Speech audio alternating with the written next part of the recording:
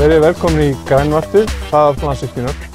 Nú erum við í smá tilraunastarfsemi og ætlum að taka hérna upp þátt fyrir utan Hörpuna þar sem að vera að halda loftslagsdaginn heilagan.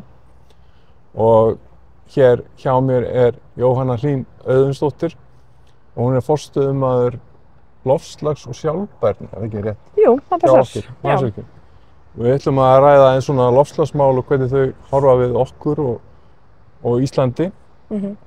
Og kannski svona til að byrja með hvað það sem að hvernig best hvert mesta framlagið í loftslagsmálum? Mesta framlagið í loftslagsmálum? Já. Sko, áður en við förum þangað. Já. Að þú minnist á dag, loftslagsdaginn, og ég held að sé líka bara mikilvægt að staldra við og minna á mikilvægi loftslagsmála. Já. Loftslagsbreytingar og loftslagið sem við öll njótum góðs af varðar okkur öll. Það varðar okkur mannfólk sem lifum á jörðinni, sama hvar við búum, en ekki síður náttúruna sem og annað dýralíf en okkur mannkyn. Þannig að þetta sameiginlegt verkefni, sameiginleg áskorun, loftslagsbreytingar, og það eru ýmsar ógnir sem steðja loftslaginu. En kannski svona þess að færa okkur nær þá spurningunni þinni, að þá alveg ljóst að jarðefnaeldsneyti á gríðarlega stóran þátt í loftslagsbreytingum. Og notkun okkar og bruni okkar á jarðefnaeldsneyti í rauninni megin drifkraftur loftslagsbreytinga. Það og breytingar á landi, ryðja niður skóga, raska lífkerfum í landi með ofnýtingu auðlinda, veldur þessari röskun sem við erum núna svolítið súpa að segja það af og við sjáum alveg afleiðingar loftslagsbreytinga nú þegar. Já.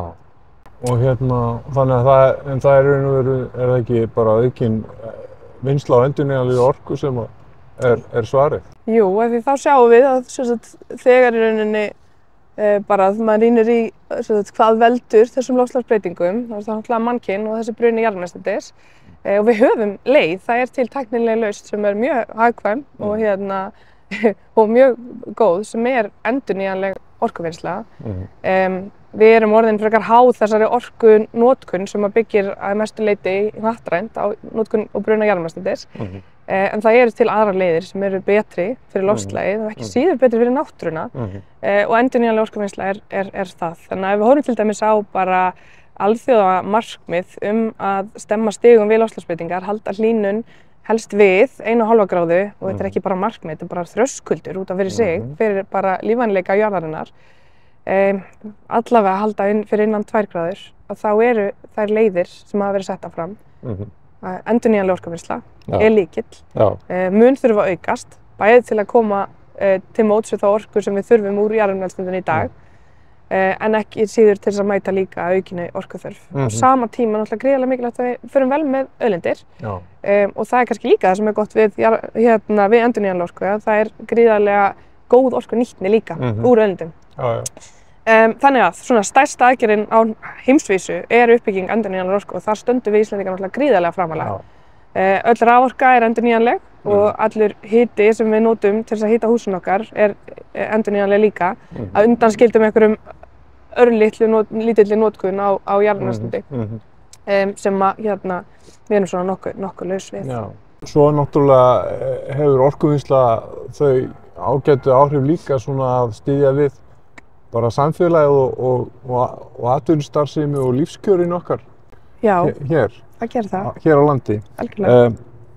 Það er svona, maður heyrir svona töluverða andstöðu við aukna endurnýjanlega orkuvinnslu, en leið er þetta ákall aðgerðir í loftslagsmálum, sem kannski svona einkenni íslenskrar umræðu svolítið, og svona sumir á þeirri taka þennan pól í hæðina. Er þetta ekki svolítið svona þversögn að vera á móti því að við beislum þessar náttúruauðlindir og svo vilja vinna gegn loftslagsbreytingum eða ná þessum markmiðum? Kannski að einhverju leyti. Ég held samt að við erum að passa alltaf að bera virðingu fyrir ólíkum skoðunum. Allar rannsóknir og kannanir sýna að almennt er fólk mjög með endurnýjanlegri orkuvinnslu og endurnýjanlegum orkugjöfum. Og þú veist, þessi meðbyran eykst síðan líka ef þú horfir á yngri kynslóðir jafnvel. Við sjáum líka að það í öllum bara alþjóðlegum rannsóknum sem eru að gera hér á landi líka að það fólk hefur áhyggjur af loftslagsbreytingum og telur og sammála því að endurnýjanleg orkuvinnsla þarf að vera lykillinn að því að stemma stigum við það. Þannig að einhverju leyti, ef þetta eru niðurstöður rannsókna, að þá svo þegar við horfum á svona viðhorfsrannsóknir sem eru gerðar erlendis á til dæmis endurnýjanlegri orkuvinnslu og orkuvinnslu bara almennt.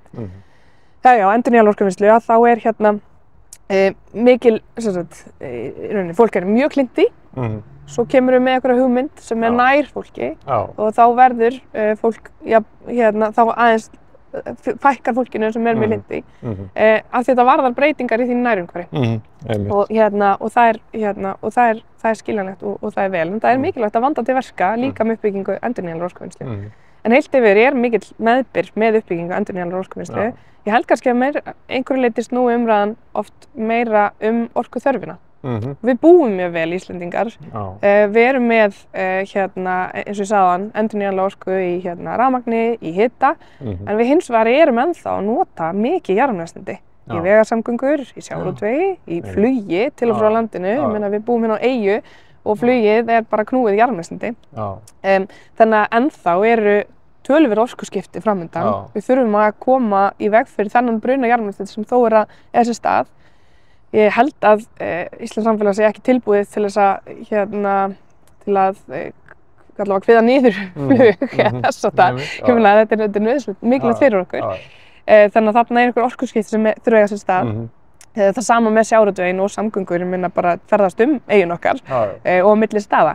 Þannig að það þurfa orkuskipti að eiga sér stað þarna. Ég meina það líka bara þannig að hagkerfi heims eru byggð þannig upp að ég meina okkur að fjölga, við viljum fleiri störf, það þarf að eiga sér stað ákveðin verðmætasköpun.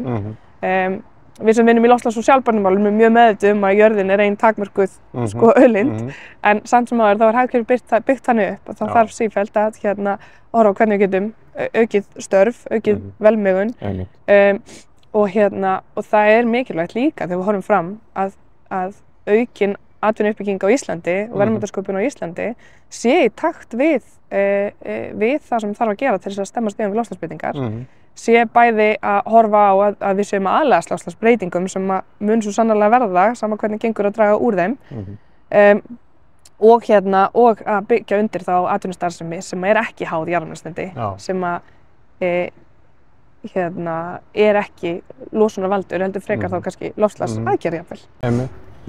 Þannig að ef maður spyr útlending sem kemur hingað til lands, viðhorf hans til endurnýjanlegrar orkuvinnslu og þess sem við erum að gera hérna, þá er hann náttúrulega yfir sig hrifinn.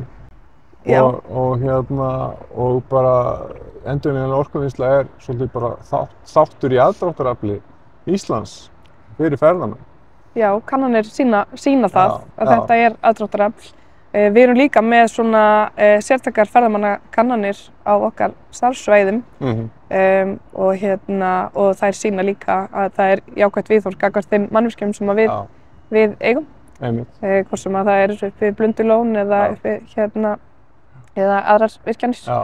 En ég meina auðvitað, eru við bara skoðanir alls konar en rannsóknarsinnar yfirgnæfandi meirihluti sem er jákvæður. En núna ætlum við að reyna að anna þessari orku eftirspurn og reisa þessar virkjanir.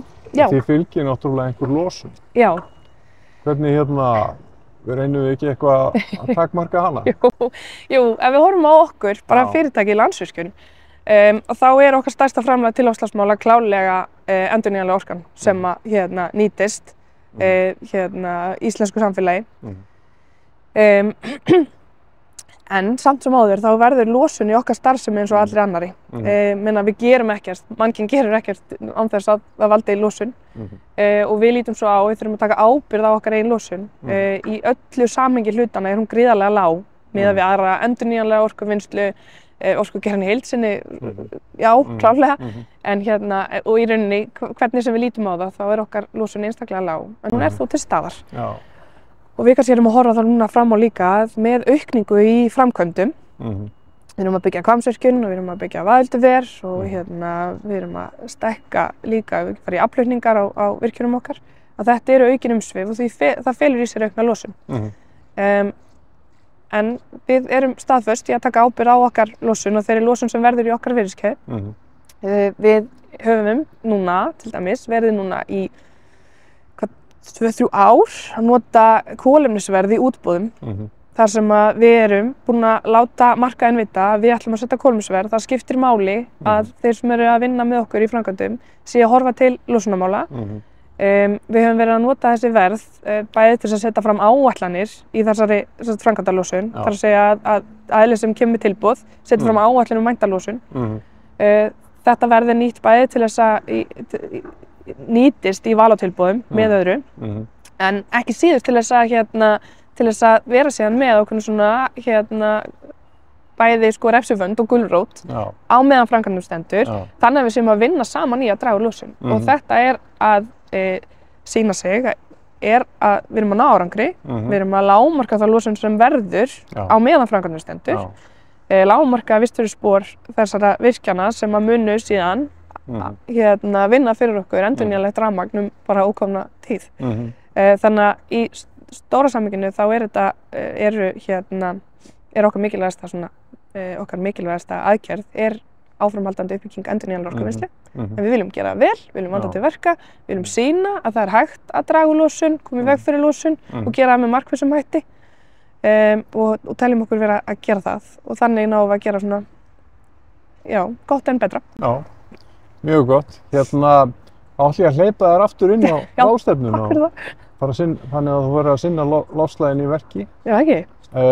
Þannig að ég þakka þér bara kærlega fyrir spjallið. Takk kærlega fyrir. Og við sjáumst í næsta þætti af Græna Orku. Takk fyrir. Takk.